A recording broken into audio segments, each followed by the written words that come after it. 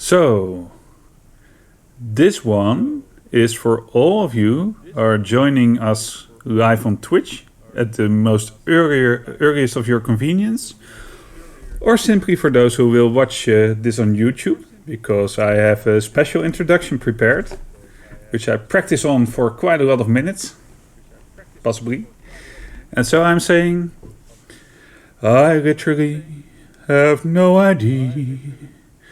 I have no idea what you think of all this that I prepare. Oh, what do you think of me? What do you think of me as I prepare the Gauntlet? No singing. I love singing. Nobody is going to tell me not to sing. And I don't even know if I'm on key, but it doesn't matter because I love singing. That's what I wanted to say. Do what you like to do.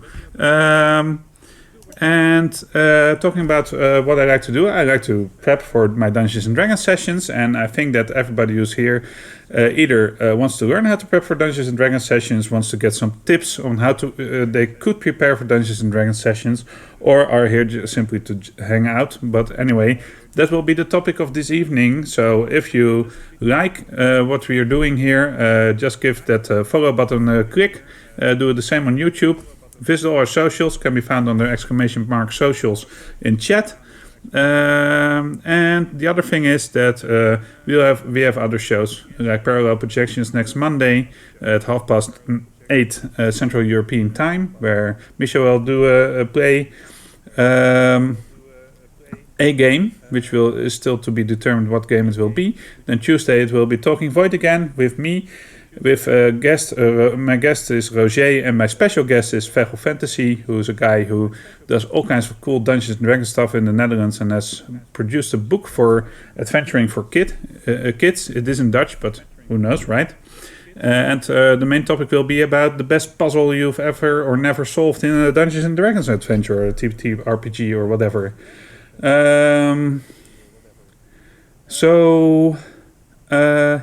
That's about it for that part of the show. I thought let's make it a quickie and let's dive into the main topic of the show, which is the Gauntlet. And I will explain, of course, what this will be about. Okay.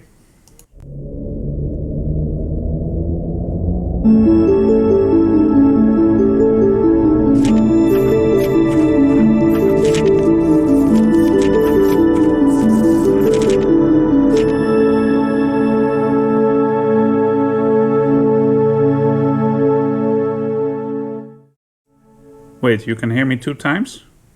Can everybody hear me 2 times? That is strange. Let's put this down like that. Is it okay now? Can you just hear me 1 time now? Hopefully. Otherwise, I've been singing in canon. Oh, better. Okay. So, welcome to the show. Yeah, we'll be talking about running a gauntlet. I don't know how I came to this topic, actually. It's pretty strange. I've never... I have run gauntlets, of course, but I have never seen it as a topic. But it might have been that I had some kind of precognitive sense of what was going to happen on our last episode of the Precipice of Dreams. Though I don't know if you can call it a gauntlet, but we'll get into that later. Or that I saw some video game where they had a gauntlet, or it was me reminding myself of what Michel said about the gauntlet we did in the Precipice of Dreams in episode 19. I don't know, but anyway, I wanted to talk to you about this because, what is a gauntlet even, you know? So a gauntlet is like a glove. That's the easiest explanation. But that is, of course, not what we are going to talk about. You were singing delayed harmony with yourself. Well, that's cool, right? Who can say that? I don't know how that came in. I have no other mic opened anywhere. But who knows? Sometimes it's strange how it works. Anyway, maybe it. Oh, I have an idea right now, but since it isn't, you don't hear it anymore. I will not fudge with the system. Okay, so then I started wondering where does the term running a gauntlet even come from? So I searched it on Google, and I found that running a gauntlet is actually a punishment for where people have to go through along a path where there are people to the sides who either stab them or hit them or throw rocks at them, and if they reach the end, they are absolved of some kind of misdeed. And so I think this, in the end, translated to doing stuff in games where you have to go get to the end of something, and in between you get harassed on your way there, and when you finally get to the end, you are absolved of something, or you've hit the mark, or you succeeded in completing a task, or whatever, survived. That might be the case. So I'm going to into the theory a bit, but I don't want to write stuff down this evening. Well, maybe in the end, but not in the theory part. So I'll be discussing some of the stuff, and feel free to join in, give suggestions, ask questions about this topic in all of its different facets. Just help me get through this evening. I see that my camera is also doing the focus thing. I don't know why it does that at times. I think it's because of the lightning that's still changing outside. Anyway, a gauntlet. So as I see it, a gauntlet in Dungeons and Dragons or an RPG is can be done in quite a couple of ways. But the main thing is that it is a series of encounters, or a singular long encounter that where a kind of journey is needed, or alternatively where the journey is coming your way. What I mean by that is that, for example, a great example of a gauntlet, not in the punishing sense that I talked to you about earlier, a gauntlet could be a series of fights, consecutive fights in an arena, where you are in the arena and other gladiators or monsters are coming at you, and you have this small intervals where you can just breathe for a bit, and then you have to continue again on your way through. The other thing is that the rush to the hill is a good example of a gauntlet. If there are enemies in between your goal and you have to you have to get there in a certain amount of time, or alive, which is always a good thing. You really have to bash aside all the enemies that you encounter in between. And then it hit me that one of the strangest gauntlets I've read in a Dungeons and Dragons adventure is actually the first one in Horde of the Dragon Queen, which is a module which starts as you come over as you're cresting a hill and see a village that's in flames with a castle in the background, a dragon flying somewhere overhead. And for some reason you think you are, probably because you're a hero, and your group is made out of heroes, or they're seeking a thrill or whatever, you start running into this village, and even before you get to the castle, you get waylaid by 2 to 4 groups of kobolds that are in your way. When I first read this encounter, I hadn't done any 5th edition Dungeons and Dragons yet, and I thought, well, okay, this is the new 5th edition rule set. Apparently you can bash through walls of monsters without any problem, because if I had read it like Dungeons and Dragons encounter in 2nd edition or even 3rd edition, I would have said, well, this is pretty harsh. Well, apparently it was pretty harsh, because after the first encounter that I did at one point, even with seven players and not a lot of... I did increase the hit points somewhat per Cobalt, and that's a thing that we'll be returning to as well. After the first encounter, I thought, whoa, this is going to be tough. I don't even remember if I did the second fight, but I do remember that as they came to the keep, which was still under siege, they had lost a lot of hit points, lost a lot of spells. Their cantrips were still there, but, they still had to survive. And then they went up to this guy in the tower and he said, go to the basement because there's an invasion there. And then there was these kobolds and there was a drake. And I think we quit the adventure there because we did it online and I either moved or started doing something else. But like the drake that was there did a lot of damage and they were already wounded. And even though they had a short rest in between, it was pretty tiring. And after that, they would have had to go up the tower again and fight the dragon. Which was kind of I think it's an ancient dragon or something. That is quite a hard encounter for a first level party who just arrives in this town and doesn't even know why they should be invested in this thing. Anyway, that is an example of a Dungeons and Dragons Gauntlet, which is, I think, too difficult. And I will explain to you how you could probably balance this, how you could use your Dungeon Master tools to modify things on the spot without really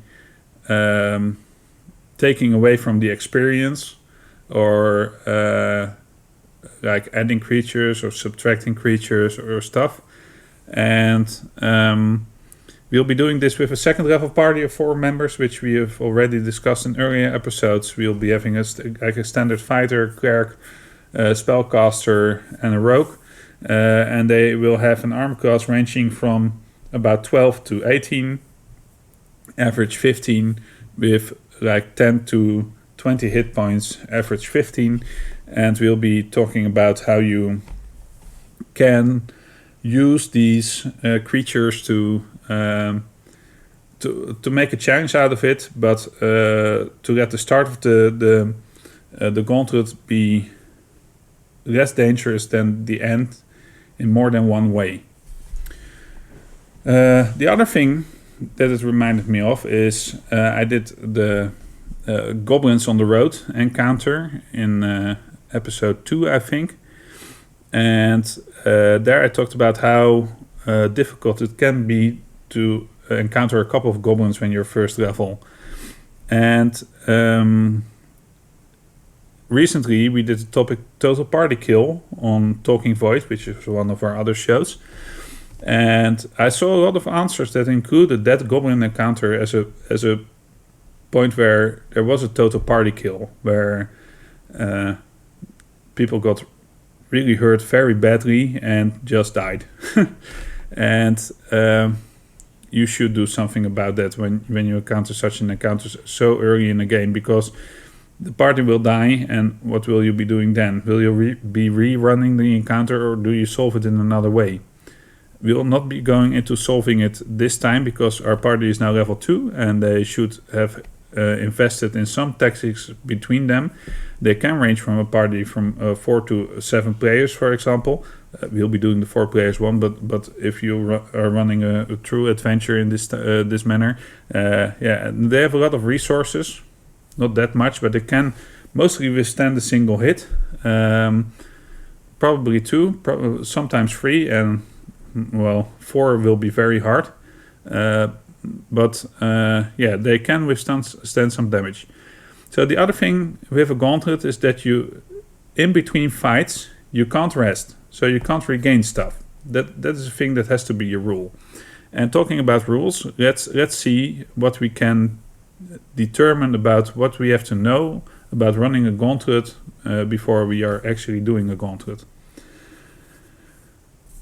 So, as I said at the start, we can see a gauntlet as being a thing where you're standing in the middle of an arena and things are coming at you in waves, or you are progressing towards something and you encounter waves of enemies, or they come in your direction anyway, or something like that.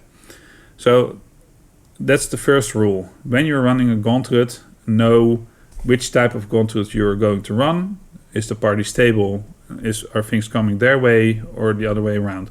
If your party is stable, the environment that they start in matters a lot. If your party is on the move, well, it matters a lot as well, but they have less control on where they can get to in between their turns. So the more dynamic your stable area is, the more opportunities the players have to have an advantage compared to their enemies. While when they are running towards something, the environment mostly works against them. Of course, they can hide behind stuff, but it would mean that they are missing out on effective movement or taking actions that really help them get to a certain point. For example, and it is not even given that this movement, when they try to hide along the same way where their enemies are coming from, that they are successful in any manner in doing that. For example, if you have a road and there are barricades on this road, and the enemies are standing behind the barricades, and you're moving slowly as a party towards your goal, and you are hiding behind stuff, you have either like half cover or 3/4 cover, which gives you a +2 to a +5 to armor class, then it doesn't mean that you will not get hit, and you aren't using your full movement, so probably the enemy is getting more attacks against you than they would if you were just running. So there are breakpoints, of course, because if the attacks of the enemy are very low compared to your armor class, then cover will help you out, and their chance to hit you will drop significantly, but it will never be for every member in your party. Well, probably not, unless you have a full plate shield second level party that's all has an armor class of 20 and your enemies have a +3 to hit. Yeah, then it will be very effective to get even half cover, because then your armor class is 22 and they will hit you on a 19 or 20 in that case. And otherwise they would have hit you on a 17. So there are all these things to consider. Which brings me to what is the stake of the gauntlet? What kind of pressure is needed to get your players invested in a gauntlet? It can be that a house of a friend is burning down and their friend is still in there and they see it in the distance and there are all these enemies in between. Or it is the arena kind of game where they have to win it to get the prize, or otherwise they die. They get a thumbs up or a thumbs down. Could be one of those things. Or they simply have to run away from something bigger while there are enemies in between. Remember that simply running away from something is not a gauntlet, because there you have to have dangerous enemies in between yourself and your goal to make it a gauntlet.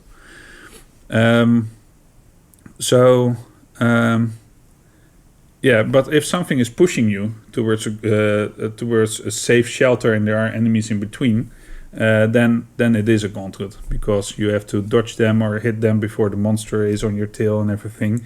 And this is the idea here, is that you can't defeat the monster that's coming from behind. So that's the other kind of stake. You know, where do you have to get to? What is your goal? Because once you've reached your goal,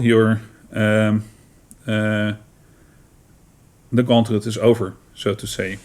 Are you still with me, chat, on this? Am I missing out on something? Do you have something to add? Please do so. I'll include it in this kind of tutorial thing. Then there's the thing of what are you going to use during this gauntlet? We are here. All sounds good. Just enjoying it. Okay, very good of you. Then there's the thing. Then you have to see. Man, Resources, that's the other big thing. So what kind of resources do you have to get to the point where you need to be? The most obvious one is things like spells, attacks, maybe a potion or two. And yeah, that's a resource. The other obvious resource might be health, hit points. Hit points is a resource because you can do everything until you hit 0 hit points, and even then, if some of your party are up, it's likely, at least in 5th edition Dungeons and Dragons, that you'll be getting to act again somewhere later in the adventure. And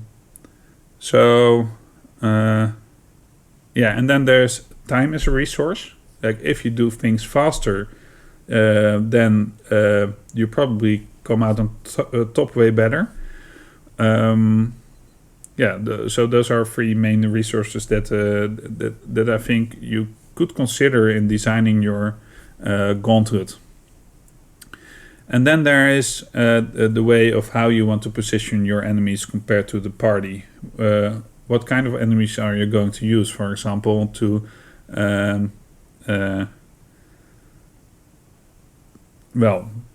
kill the party? Pretty easy thing, actually. That's about all you need, I think, for an encounter, right? But then you have to decide, how many steps do I want to get? Oh, that's the other thing. How many steps do you want to get into the Gauntlet to make it interesting? How many steps is one too much? And how many steps one too many? And how many steps is one too few? That sounded strange. I have no idea. Anyway, it doesn't matter. What's kind of the magic number? Well, I think there really isn't a magic number, but if there was one, it should be free. And I'm saying this because in a lot of... I don't know if it's true exactly because of the things that I'm going to say, but you always have these kind of story arcs where everything comes in free, and if you can apply this to a Gauntlet as well. You can have the first thing to overcome, which could be quite easy. Then there's the second thing that's much harder and gets you into a state of despair. And there is the third thing where you start off as with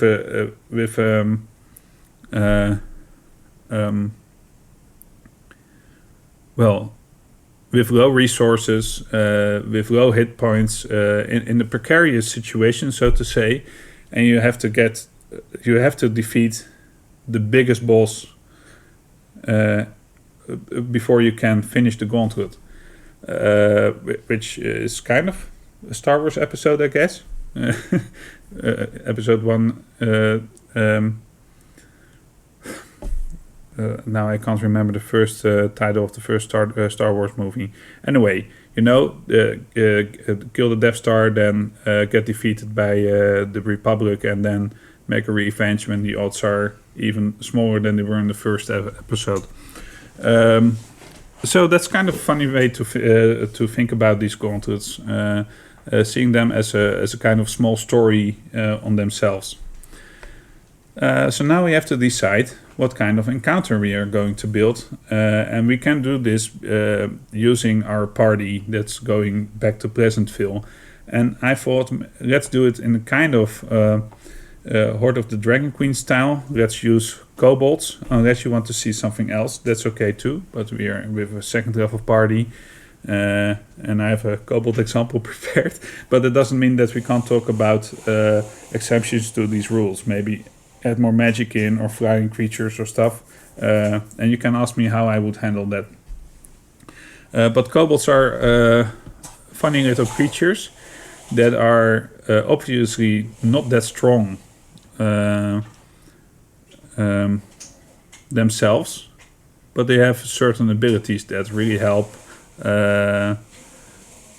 My wife is closing the shutters, so maybe there's a bit of background noise.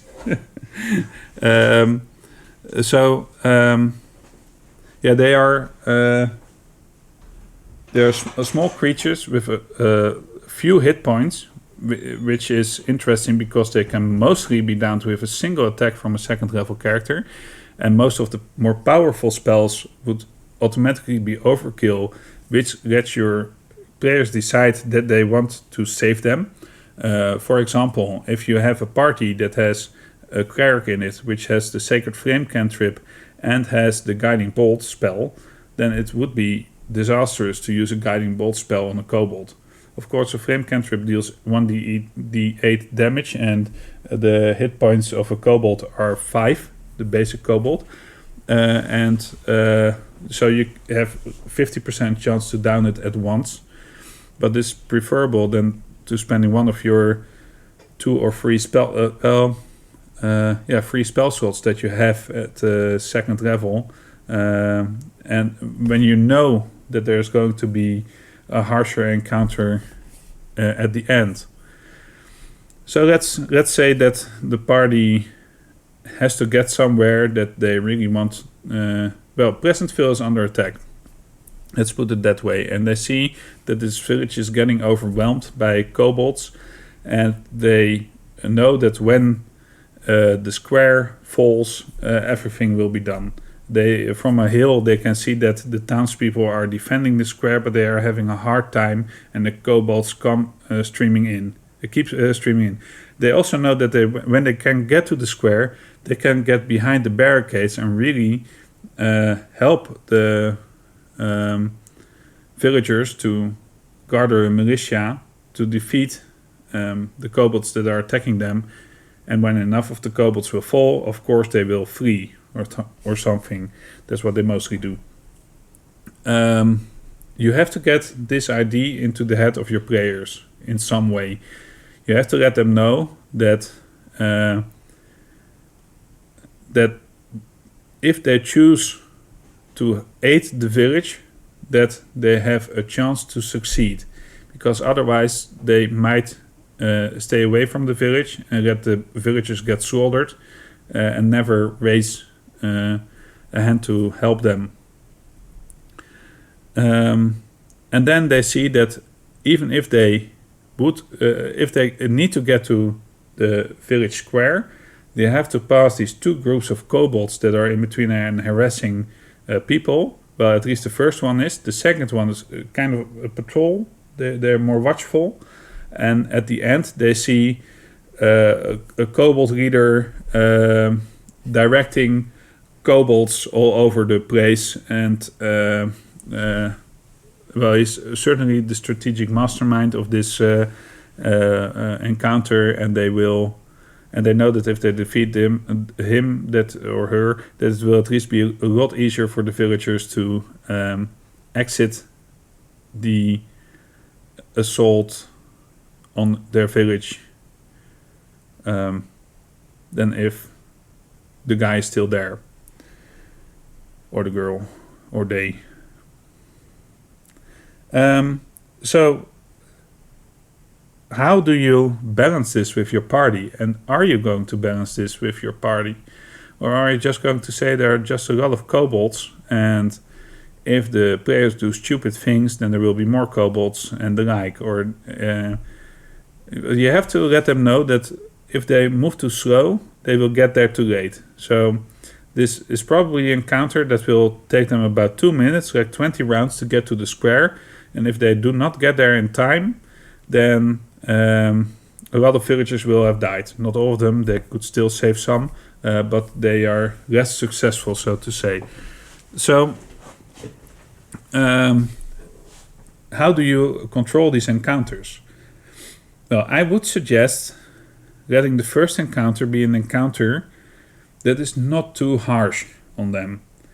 The kobolds might be distracted, as I said before, in the three-step thing, and they will not see the party coming, even though they are not actively hiding from them. And when they get up to that point, you have to decide how many there will be. So this is where you have to think about how much resources you want your party to have when they get to the final boss, and because of that, you want to know how many they will you want them to lose before they get there. So if you want them to have all their heavier stuff still at the ready, so a fighter's second wind and action surge, the sorcerer's is spells, a cleric is spells, and the rogue is, well, not the rogue can do, a second level rogue can do anything. Well, it's his hit points, so to say. That's the thing, you have to consider all their hit points. Then you have to know, how much you will have to take away in that first fight, how much you will have to take away in the second fight to make the third fight the most interesting one. Now, what do you think constitutes the most interesting final fight? Please tell me in chat if you want.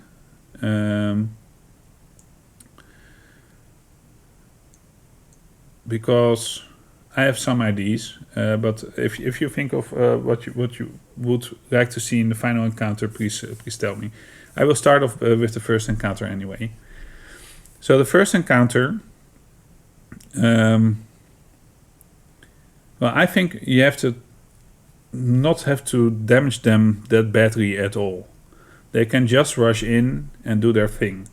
Reminds me of a Drake, the boss of the Cobalts.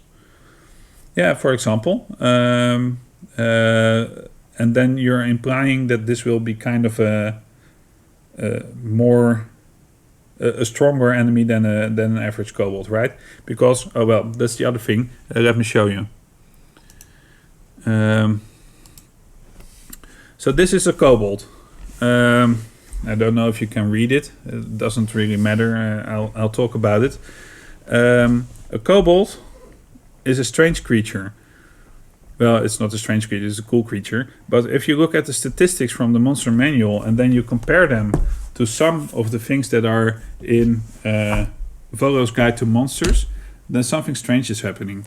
For example, this is the average Cobalt. It has 5 hit points. It has the pack tactics feature, which I'll come to later on. And it has a dagger that has a +4 to hit. And does 1d4 +2 piercing damage. So this is because the Cobalt has a dexterity of 15, which gives it a +2 bonus, and +2 proficiency gives a +4 bonus on attack at first level, and +2 to the damage rolls when you're using your dexterity. This is how most first level creatures are designed.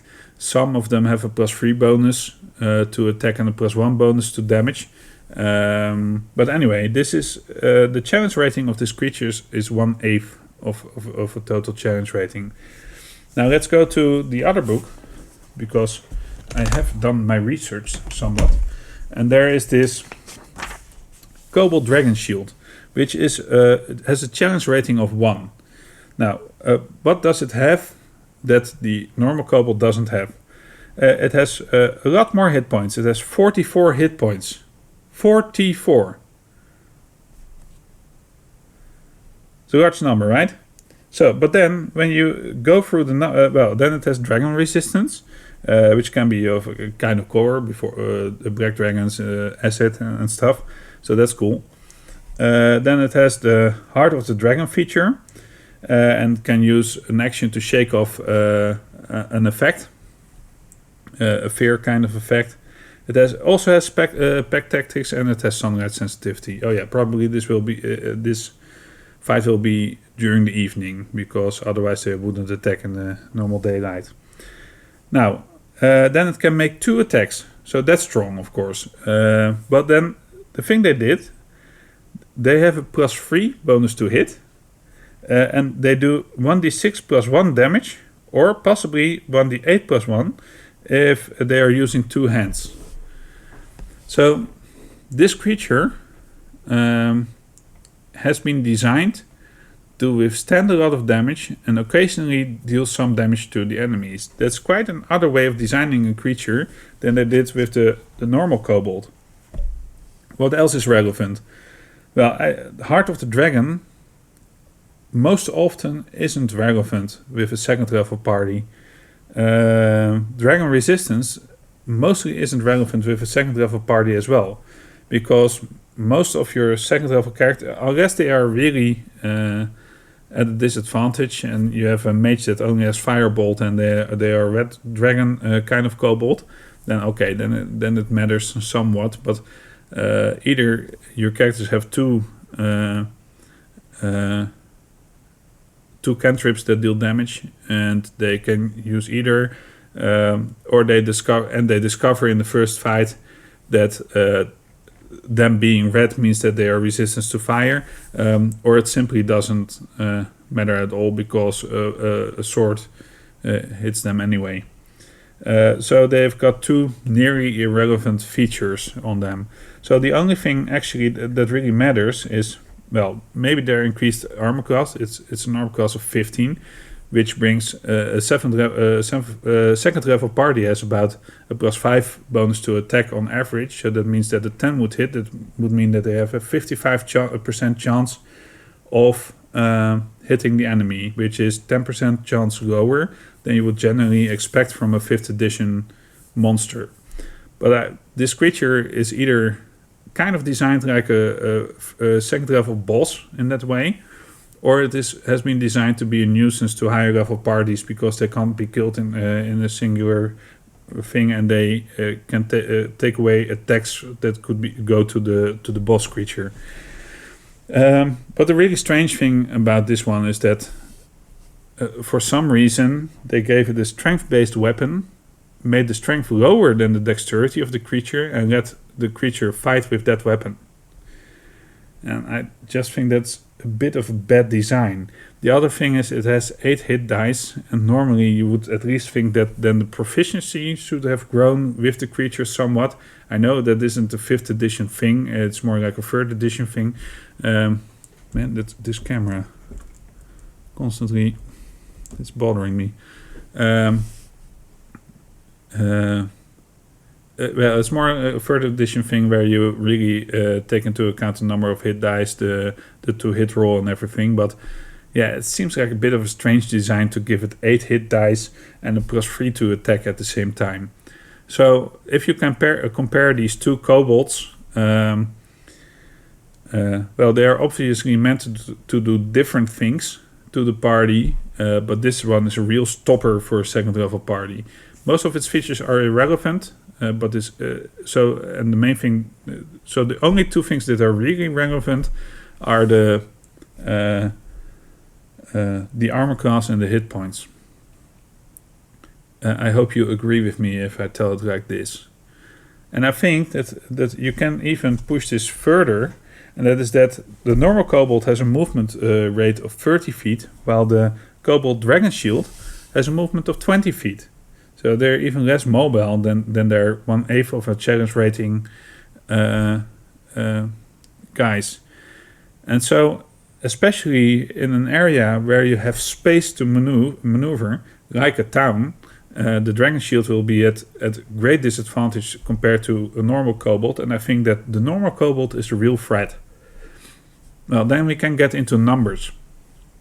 How many Cobalts will be a threat or not be a threat. So we have to consider two things here. I think that we'll start off the first encounter with them being surprised. Unless the party does really stupid stuff, they are looting, they are killing something, or if you want to be less dark, then they are pushing people into their houses and locking them up, maybe setting them on fire, but if you're quick enough you can save them. If that's too dark, they are simply pointing their spears at people and will be taking them prisoner at the end of the encounter. Whatever, it doesn't really matter. They are distracted, that's the main thing. And a distracted party, for those who've seen our show yesterday, The Precipice of Dreams, is really easy to kill. We encountered... Well, we are 4th level in the Precipice of Dreams. We are with 4 player characters, and we had like 6 helps with us, which I don't know how strong they actually are because they are under Dungeon Master's control. But I would think they are kind of on the same level as a Cobalt. Probably even a bit stronger yet. It doesn't really matter. They were there to support us, but even though we went in stealthily and one of the dogs saw us, when we started attacking, we wiped the whole party without getting damaged until we realized that we didn't see the rogue in the trees. And that one took off 2 shots at our monk. The first one he didn't think of to use his reaction to catch the bolt, and then the second bolt he did catch. So he got damaged quite severely by a single bolt.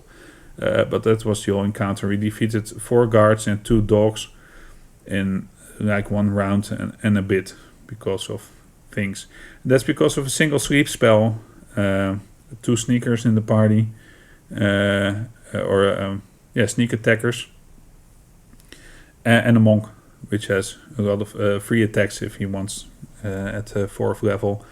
And that if you have the surprise, then some of them can't even react until the second round, and then their initiative starts counting. And so it's really hard to get away from that first round without having lost most of your resources, which also means hit points, as I said before, and still be able to be a threat to the party. So with Cobalts, these bandits had a lot of hit points. The dogs had around 10 hit points, I think, and I think the bandits were somewhere in between 15 and 30. There was one really strong bandit, and the others were a bit weaker.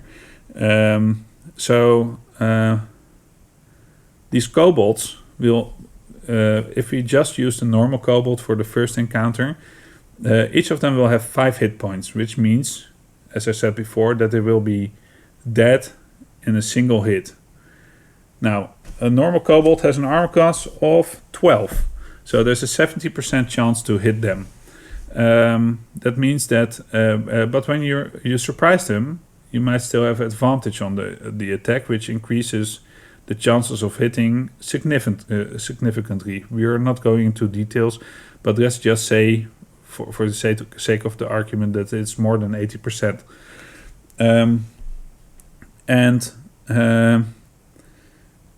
So your party will probably have 4 attacks, of which all 4 will hit or 3 will hit if they surprise the enemy somewhat. Now, if they hit with that many attacks, then they will probably kill an equal amount of Cobalts on that single attack. So let's say that we count, they would down 3 Cobalts on the first hit.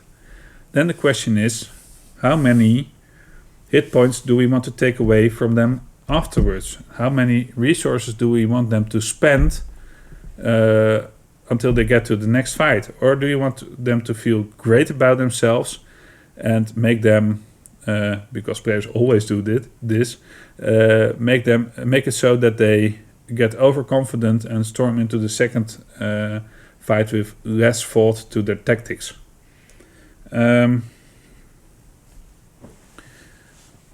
Well, I could ask chat again. It's pretty... well, you're all listening quite nicely. What would you prefer? I have an idea of what I prefer, but what would you prefer? Do you want them to feel overconfident and down the party without even suffering any damage or having spent any resource? Or do you want to take away something out of their resources? I have to take a sip of water while I'm doing this because I'm talking a lot.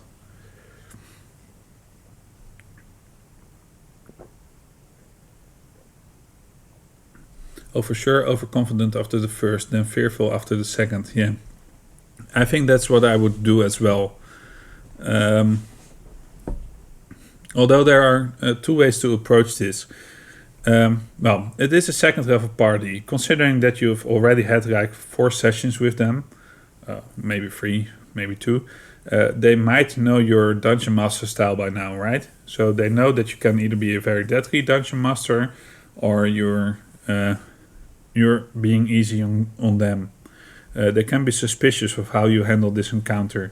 If you make them overconfident, then by letting the monsters drop very quickly, then either they will go into this suggestion of yours that they can handle each encounter in a similar way, or when you've told them there's a bigger group on the second part and there's a big boss on the other as the third option, they might know what you're trying to do.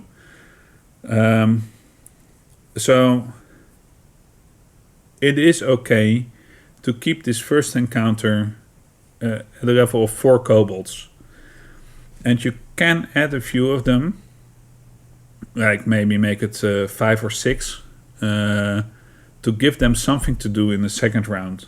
But most likely, because they are surprised, they might actually still be after a player their initiative and never get a chance to act, and then they kill them as well. So you could even increase the number to like 8 of them, and then maybe 3 of them will have a chance to hit the characters, unless they mess up.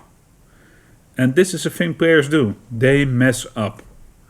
They could mess up because they are starting to shout at the end of the street and going like that. And then they will not have the element of surprise. And the kobolds will use their, sling, to hurl a bludgeoning attack at their head, which has a range of 30 to 120 feet. So within 120 feet with disadvantage, of course, but within 30 without disadvantage. And it deals 1d4 plus 2 damage. So now we have to consider, do we punish them for being stupid in this encounter? Or do we help them a bit towards this first encounter? Because if they encounter this and they make stupid choices, they might be hit by a wave of 4 to 8 kobolds before they even get there. And then we have to run the numbers again. These kobolds have a +4 bonus to hit, so they hit the average assay of 15 of the party on an 11, which means they have 50% chance of hitting them. 11 to 20 is 50% chance. And they do an average of, well, it says here 4 damage, but it's actually 4.5. But, well, who's counting, right? So, if 4 of them attack them before they see them, 2 of them will hit and deal 10 damage to the party. If there are 8, 4 of them will hit and they deal 20 damage to the party. And then we have not considered that they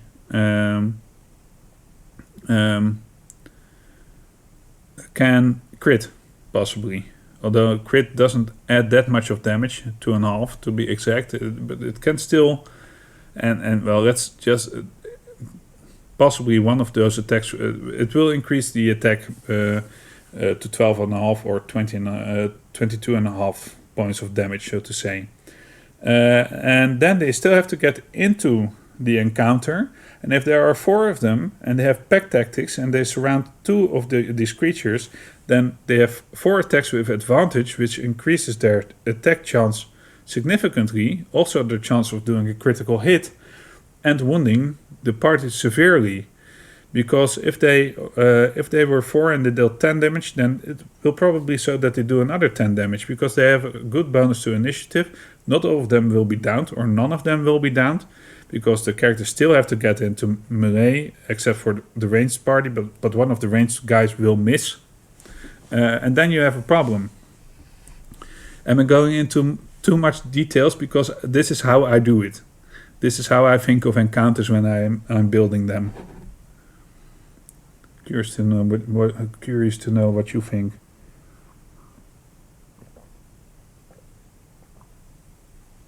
I think I've gone from saying something like, "Oh, don't prepare at all," in the first episode, to well, this is how detailed it can get across the 6 episodes that have already been aired. Oh, I'm getting shadow points. That's funny. Yeah, so you have to be really careful about this, and you have to know your group somewhat. So actually, what I'm saying is keep it at 4 kobolds in this encounter, and make them get used to, well, make them overconfident, so they can get into the second encounter and have a big backlash, so to say. So we kind of know what our second encounter will be, because we just said that this party will be more aware of their surroundings because they are doing patrols, not raiding, not doing any kinds of stuff. The first, what book is this? This book it's Vala's Guide to Monsters, which is a great book. It's I think it does a really good job about when it's adding monsters to an already existing pool, like more types of kobolds, more types of goblins, more types of giants and everything, more types of gnolls, hobgoblins and stuff. I used to D&D Beyond. Yeah, I don't have D&D Beyond actually. I use the books, and I well, is this true? I use a laptop as a dungeon master tool, so I search the creatures and use the stat blocks on either 5th edition tools, or I get a picture of one of the books and use those stats. But I don't use D&D Beyond, although I sometimes use information from D&D Beyond, but not as a dungeon master tool, so to say. Trying to create some urban encounters myself for 4 level 7 players. Encounter building scaling is something I have trouble with. Yeah, so here how this is for a 2nd edition party, but it goes for higher level parties as well. And I already know what the next topic will be for the next Jasper's Laboratory in 2 weeks. It will be party versus party. So that's an interesting thing where I can talk about what kind of dynamics you will have in your enemies, what you can do to make it harder on them or less so. So if you want to know how we would handle that, you can tune into that. But what we are saying now is that this group of we are running a gauntlet. The first group is a group of 4 kobolds, which will pose no threat, which will make the players become overconfident most of the time, unless they know you're a bastard kind of DM, then they probably know that it's a trick. But who cares? And then they will get into the second encounter.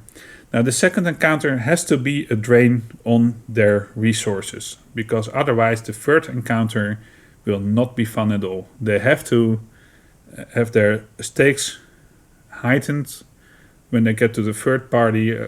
Otherwise, they have no sense of dread in them when they encounter that third encounter.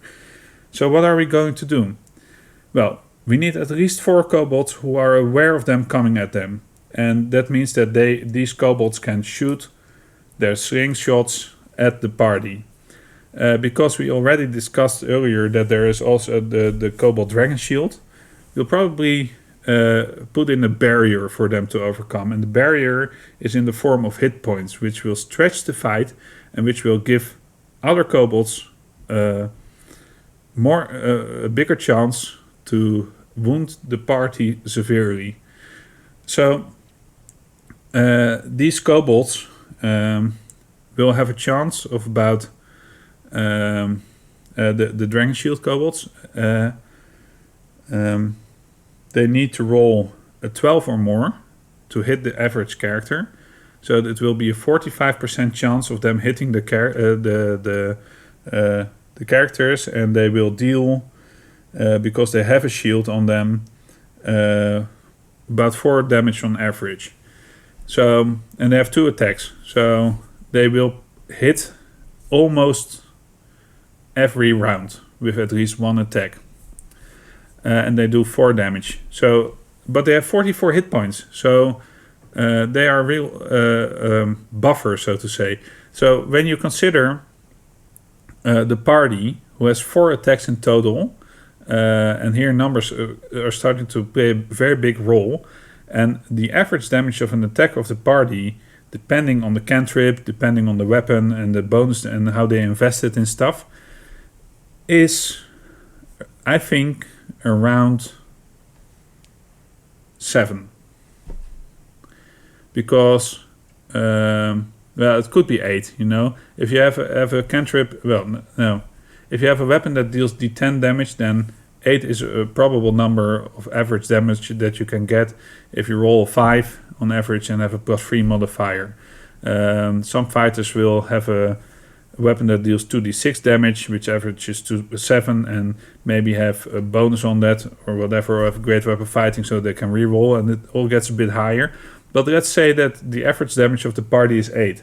So they can still down the normal kobolds with a single hit, but they will need more than 5 hits to down these dragon shields. So putting even one of these dragon shields in front of the party will push the party back significantly. And then you can use the other kobolds with their pack tactics, which gives them advantage to really harass the party. And now these kobolds are they stupid? Well, they seem stupid, but I always think that since they have pack tactics, they know how to crowd a group, right? And they will. I think they're smart enough, especially on the good leadership, that they will go into alleyways and jump out of alleyways to come at the party from different directions. So even if they see like maybe 4 kobolds, or maybe there are 6 kobolds, and they go towards them, and these kobolds are aware of them approaching, they will start using the ranged attacks. Players might use the ranged attacks as well. In that case, the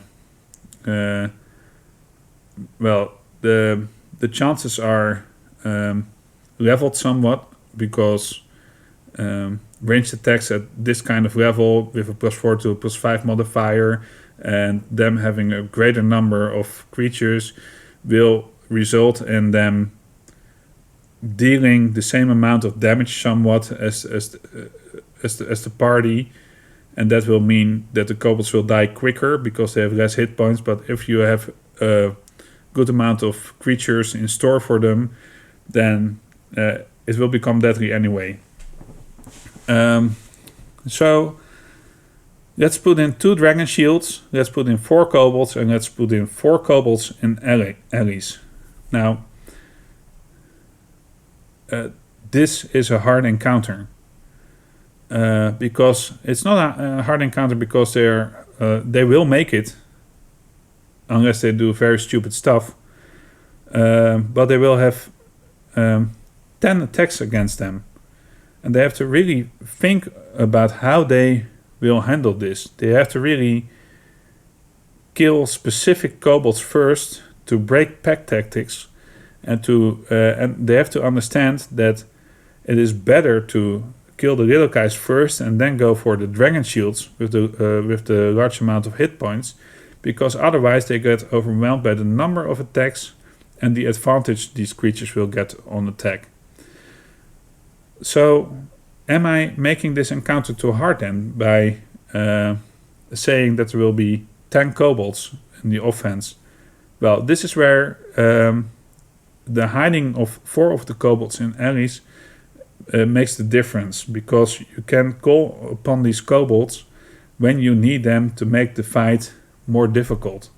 You start off with the 6 that are in plain sight, and you add the other 4 when you need them. And I always think this is a really difficult part, because I kind of dislike adding monsters to the fight or subtracting them. I do it sometimes, but I always think, oh, this isn't realistic. Why? Because there is this number, and then now I'm suddenly adding stuff or subtracting stuff. They should want to be able to kill the party, but well, you can always rationalize it. They think their friends have the fight under control, and they're going on to do other stuff, or they simply come out of the alley at a certain point and add to the fight, and then there really is no problem. It's just a problem in my head, I think. Oh man, talking a lot.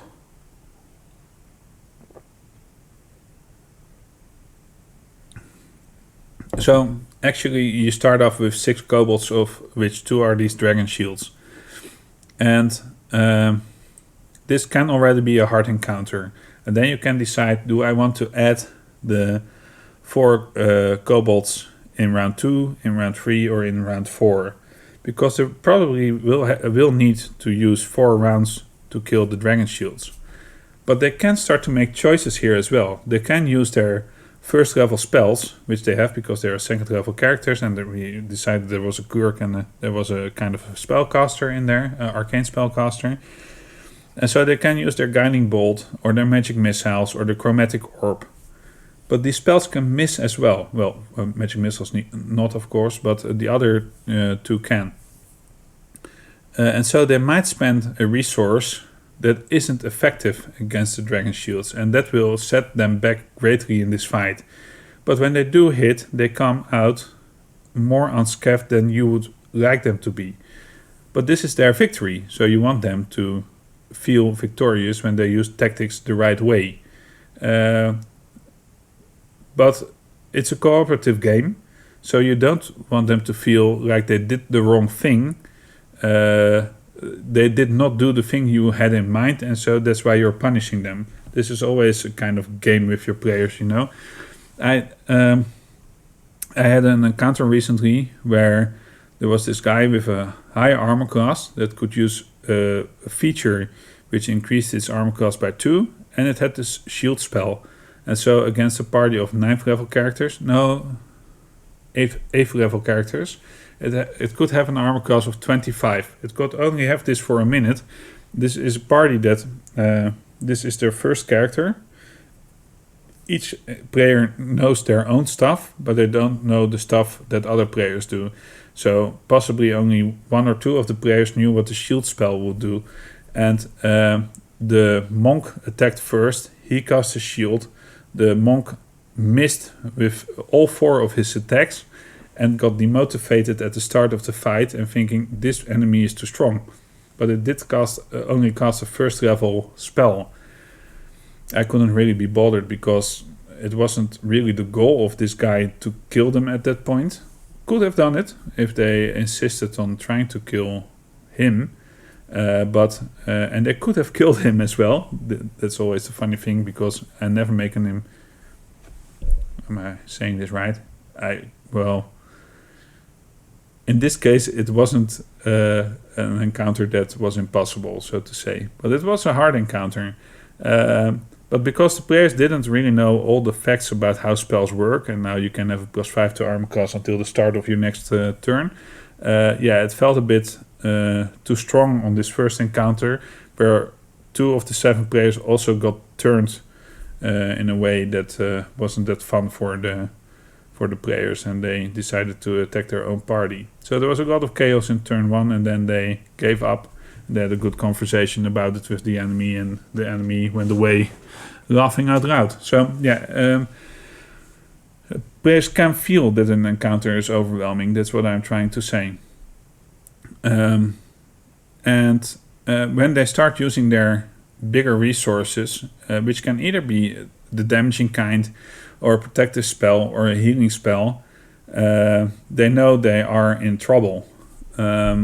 And you kind of want to reward them. Well, healing is quite easy to reward because, especially in 5th edition Dungeons and Dragons, because when you reduce a person to 0 hit points and it gets 2 death saves by a critical hit against it, a single healing spell will raise it again, and the whole things will start anew.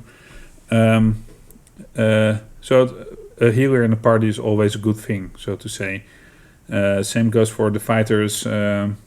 His second wind, although that doesn't heal him, of course, when he's on 0 hit points. But that's a really strong feature for a starting party, because it makes hit points a really good resource. Anyway, 6 kobolds. Let's get back. They could spend their larger stuff like action surge is the other thing, of course, and the rogue can really get into a sneak position and deal its d6 of damage effectively. Isn't 3rd level yet, so I don't think it has cunning action yet. Where is it? Does it get cunning action at 2nd level? Anyway, it doesn't matter. But they can really do stuff with their features, so to say. and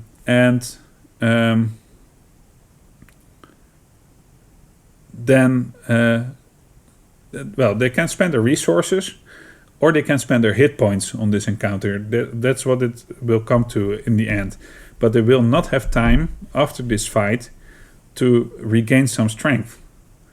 And so you have the 4 kobolds in the alleyways to push them to the point where you want to get them in this encounter. Do you want them to be below half of their hit points, or even lower, like a quarter of their hit points, and 1 spell spent per person, or 2 spells spent per person? Do you want to have them to have used their action surge and their second wind for the fighter in the party? Or, of course, another relevant feature for a paladin or a barbarian or a ranger or something, or a monk. Where do you want to leave them at the end of combat? And I think it's really easy to do this with 6 to 10 kobolds, and you can time your damage using those 4 in the alleyway, and slow them when they do not realize that the dragon shields have a little less chance to hit them, but they have 2 attacks, but really have the hit points and shields to sustain themselves, and they should really concentrate on the other kobolds. What do you think of this information that I'm giving you? Do you feel that it's useful? I'd like to know that. Man, I'm talking.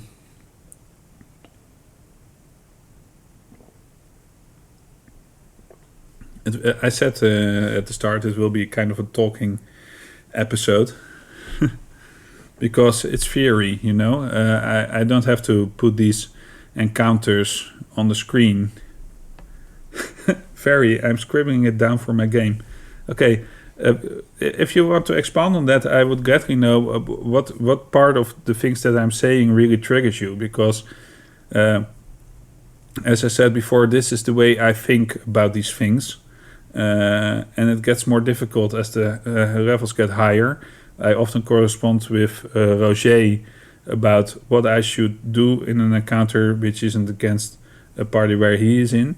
And he does kind of the same stuff with me when he designs a complicated monster and asks me, what do you think of this one? And it's really cool to have feedback from other dungeon masters on your work. And never feel offended about if you say this is too weak or this is a silly monster or anything. It's good to get feedback. It's also good to get feedback from you to me, because I might get insights from you and expand the universe of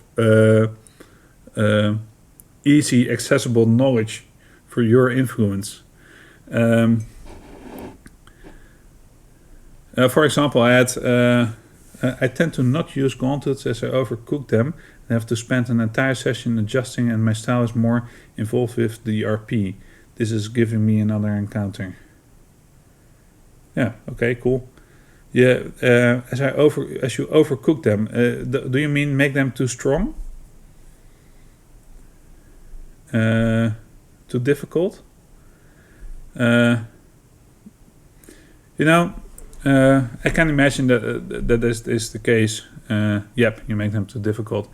That's what I've learned through doing a lot of combat. I am quite good at balancing a single encounter without having to adjust them, but that leaves me. That makes it so that I do not often experiment with different styles, and I think that things like a gauntlet, which I'm quite interested in, interested in recently, is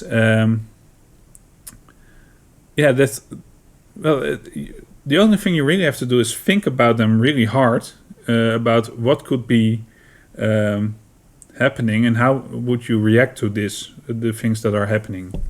What I wanted to talk to you about is the encounter I recently did against that same party that I talked about, which had the encounter that was too hard, or they thought was too hard because I didn't know the shield spell. And that is, they are now 9th level, and they were in a 4 story building, which I drew out on the battle grid. And they were each in their own room. Almost everyone... everyone was in their own room, but one was in there with a friend who had been wounded so severely that he had to be taken care of all through the night. And then the dwarf of the party got assassinated by an assassin that sneaked in through his window. It was a rogue assassin, used the assassinate feature, dealt 73 damage out of 85 hit points that he had, and that started off the encounter. And I thought this was a really hard one because I had prepared fighters to aid the bad guy the bad girl actually in the fight. I had made rogues, sorcerers, and clerics, and they were themed around black dragons. So you had a black dragonborn sorcerer and a black dragonborn cleric, and the others were tabaxi rogues and human fighters. And the assassin herself was human because she's tied into the story somehow. So the fight started with this killer blow. But then she didn't get to assassinate him in one go, which was obviously not the thing I wanted to happen, because otherwise I would be a big... would not be such a nice dungeon master, I think. So he survived the assassination, got up. She couldn't really do another sneak attack on the next turn because of things. He started shouting. It was a really big house, and they woke up. Some of them woke up from the shouting, some others not, but those that did wake up didn't actually know what was happening, and so they either went to the bathroom because they were triggered with something, or they just looked out of their window to see if was a noise outside. Great role playing. I love my role playing as well, Ashley. I think the role playing parts are the coolest parts, not the combat. Although I sometimes really long for combat. I longed for combat in the Precipice of Dreams yesterday very much, and I had a lot of fun. And I'm getting more strategic in that game as well, which is cool. But anyway, then I had to decide how many of these sorcerers and rogues and clerics and fighters would enter the house, and in what intervals. So, because I think it was on the second turn that a sorcerer flew through a window and casted a blight on the barbarian that was just getting onto a balcony in the hallway. That triggered the monk who was on the toilet, and that made some other people wake up and not know what to do. Then I let fighters, 2 fighters and a rogue, enter through the hallway, and they knew the stakes were bigger than just the one assassin. Then a cleric came in, and what did he use for kind of spell? He used the bless, and they know how devastating bless can be. Then the sorcerer cast a fireball on a room where there were mostly their characters were gathering, and then a couple of fighters came in from the back. 2 came in through 2 other windows.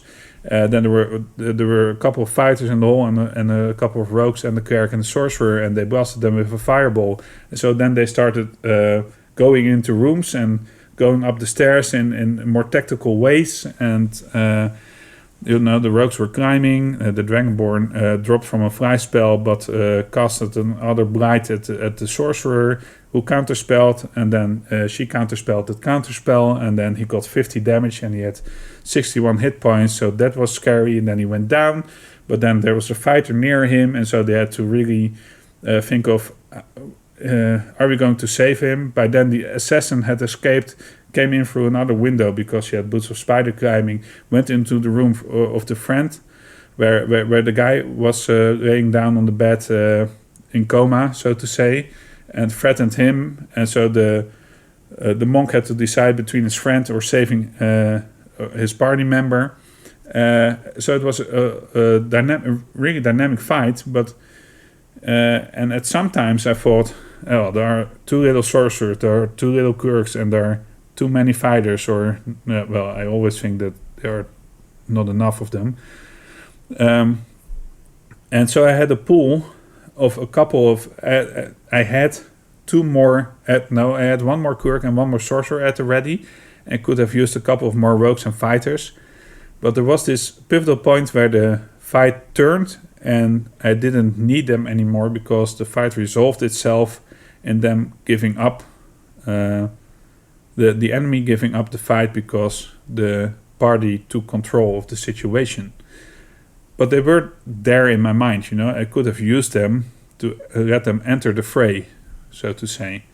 And this is what you can do in these gauntlets as well. Those 4 kobolds in the alleyways really make you use these as story elements where you can both hurt them more, but they also feel like the situation is a live one, where these kobolds are running around through the town and harassing people and coming up to other of their own groups and going another way, or another patrols coming in. So it does more than one thing. It makes the situation a living situation, and like that. So test question again. Some feedback. Am I still making sense? I just want to know this because, again, it makes sense in my head. Now I drained all my water. Always, thank you. So, I think that if this encounter goes poorly with just 6 kobolds, or if it goes really well with 10 kobolds, they should have at least lost 1 spell, lost 1 main feature, and lost half their hit points. What do you think of that? Do you think that this is the way to go into the main encounter?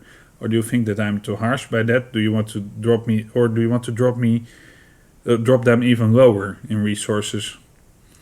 Because you can do either way. Because as I said, the point where you hit that level of 0 hit points, when you have a healer in your party, it really means that you are at, instead of, how should I say this? Any attack that drops a creature to 0 hit points is damage not dealt. Because if someone is at 3 hit points and a creature deals 8 damage to it, it is still dropped to 0 hit points and will be raised to 8 hit points when a healing spell that heals as much as the damage would have dealt heals them back up for 8. So there's this strange economy around 0 hit points. So you can get them quite low. Well, if you know that the other thing is, you have to know if your cleric really likes to heal or not, because otherwise you could do it a bit differently.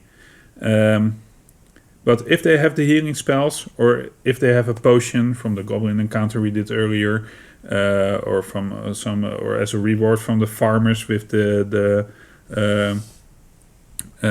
bright shader. Forgot the name of my own monster. Oh, I didn't even show the monster. Anyway, it's on the Discord. I put the monster on Discord, so you can see the whole version there. Exclamation mark socials. I will put it in. There it is.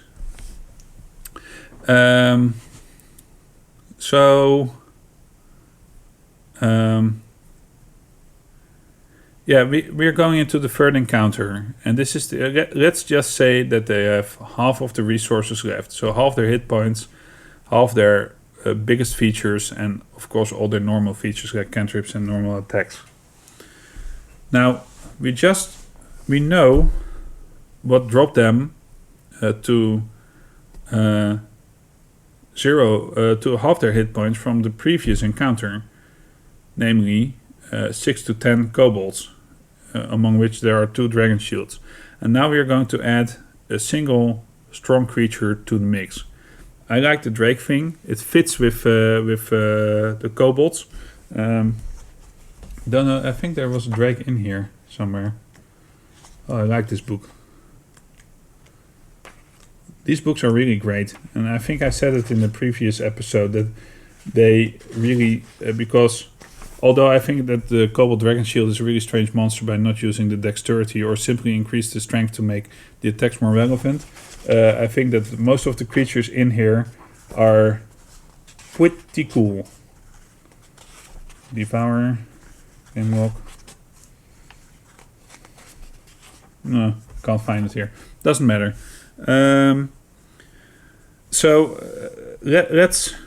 Let's look at a couple of other Cobalts that we have. We have the Cobalt Inventor here. And we have the Cobalt Skill Sorcerer. We could use one of those as an example of what the Drake could be. Because we could give the Drake a breath weapon. We could also give it pack tactics, which is the case in Horde of the Dragon Queen. Those Drakes also have pack tactics, so they work pretty well together with the other Cobalts. Well, if they have a breath weapon, it recharges on 5 or 6 and they can use it again, and it deals some damage in the cone, so that makes it more difficult for the creatures to get there. The armor class is probably a bit higher. Maybe it's the same kind of armor class as the dragon shields have. The dragon shields have like 15, and it has a larger hit point pool. Alternatively, we could throw one of these skill sorcerers in the mix, and then you have spells like Scorching Ray against your party, which is a harsh spell because it throws 3 missiles with a +4 bonus to hit. What is it? Yeah, +4 bonus to hit. So again, 50% chance per thing to hit, 2d6 damage per attack, which means that if 2 hit, it's 14 damage. If 1 hits, it's 7 damage on average, and that's harsh. But we really need to only what we have to do here is decide if the bad guy is the big bad boss that deals a lot of damage, or it's the one that does things from the back and they have to get through other kobolds to get there. Because what you have to do in this final encounter is not use much more than in the previous encounter. Just add that boss and maybe subtract a couple of kobolds and put in a sorcerer like this. And then you have to change the dynamic. Maybe the sorcerer is the boss, then you put it in the back.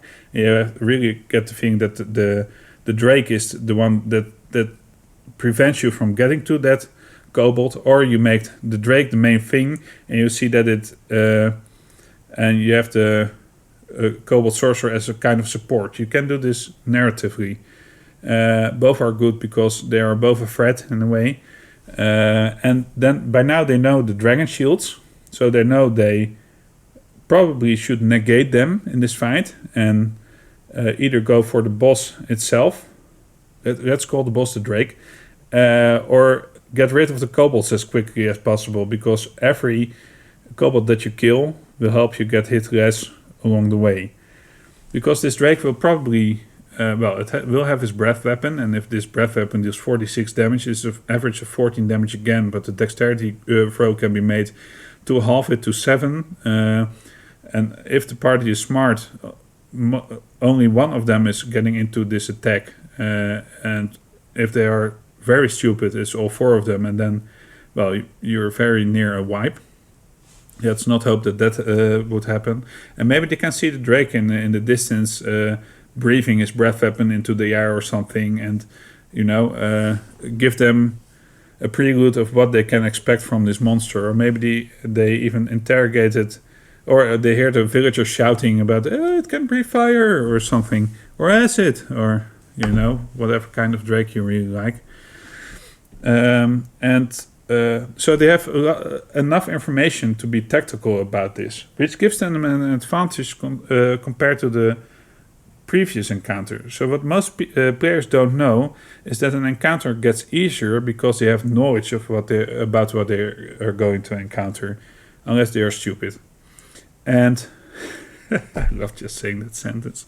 So now they should know what the best tactics is to survive this gauntlet. And so you can make it a bit harder and expect it to drain more damage from the party, because they will solve the puzzle of this encounter earlier than in the second wave.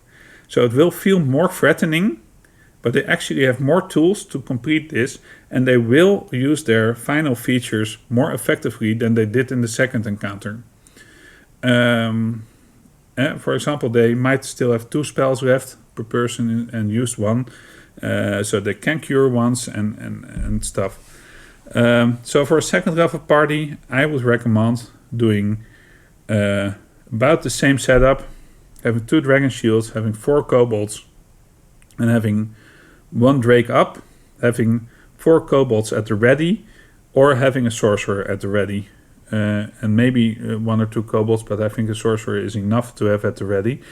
And then they have a more difficult encounter, which might not seem balanced compared to the previous encounter, but really is. And then they defeat the boss, they get to the village square, they can pick off a couple of other kobolds, and they will have done what they are supposed to do, and the village will rejoice, and right after that start crying because they've lost people. Never forget that these NPCs have feelings. So that is how I would recommend doing a gauntlet. And this is a gauntlet for 4 second level players. And I think you can expand on that in a very logical way. For example, if you have 5 players, you add a single kobold to the first encounter, you add 1 or 2 to the second one, and you possibly 1 in the alley and 1 in the encounter immediately. You buff the drake a bit with its hit points, and maybe add 1 kobold, and that's enough. And then don't use the rules in the Dungeon Master Guide on how to prepare an encounter using these XP calculations. Just use logic, because what we now know is that when a kobold hits, it deals 4 damage. Your party has a hit point pool of 60 hit points. If they can use pack tactics, it will quickly result in dealing like 20 damage on a turn. So they really should stay away from that, and hopefully they get no more than about 30 damage out of the second encounter, and they will probably hopefully not get more than 40 damage out of the third encounter, but have the means to mitigate this damage by using a healing spell, using a second wind, or maybe a potion. And that's what I would do with a simple second level gauntlet. And I think that's the end of my story. So, yeah. Does this help you? I would also like to know that in the YouTube comments, because I'm very curious to what you're thinking of the way I handle combat. What would you like to know? Because I already announced what I would be doing on the next Jasper's Laboratory. But if you have a really good idea, you want to see me do a specific thing, please ask me in YouTube or here in Twitch chat, and I will do that.